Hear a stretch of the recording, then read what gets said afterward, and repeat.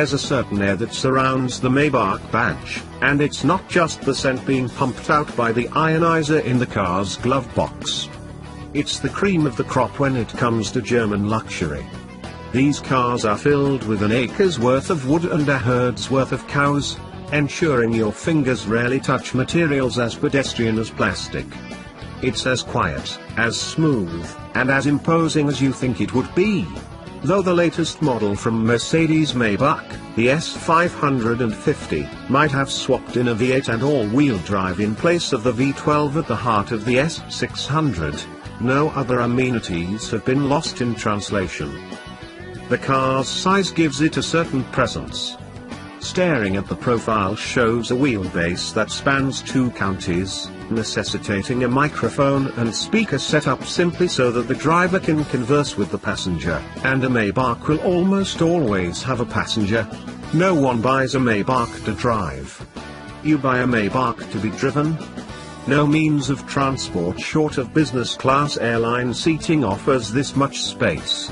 Sit back, recline the seat, roll up the shades and enjoy your $167,125 cocoon.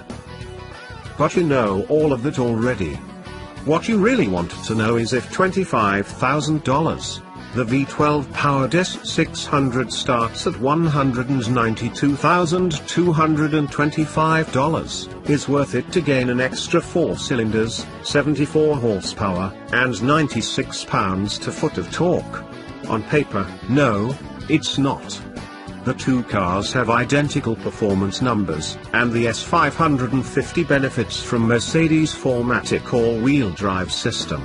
Even with all-wheel drive, the S550 weighs less than the nose-heavy S600.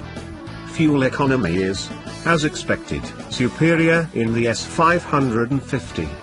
It's rated at 16 city, 24 highway and 19 combined as opposed to 13 city, 21 highway, and 16 combined. Visually, the two cars are identical save for a few badges. The V12 badge on the S600 is replaced with the 4MATIC badge on the S550, and that's where things start to get murky. When you're spending 6 figures on a car, decisions become more emotional than practical. $25,000 is a lot of money, but there's a bigger difference between $25,000 and $50,000 than there is between $167,000 and $192,000. As stated, you don't buy these cars to drive. Performance needs to be merely adequate. A smooth, torquey V12 is likely preferable to a hairy-chested V8, refined as it may be. These cars will never touch redline, lest the passengers spill their champagne. Plus, the V12 badge is worth its weight in country club memberships. Driving an S550 is fine until an owner shows up at an event behind an S600. If they have the cash for a Maybach, they're likely socializing with others who have the cash for their own. Does fuel economy really matter here? How often is an owner going to be fueling the car themselves? Fueleconomy.gov estimates the S550 owner will save $400 a year in gas, a pittance at this league. The same goes for maintenance, which is likely to be more expensive for the V12 than the V8. The only crux here is the addition of 4MATIC all-wheel drive, which can't be had on the S600. Mercedes didn't see fit to adapt the system for the V12. If you live in an area where your driver really needs power at all 4 corners, get the S550.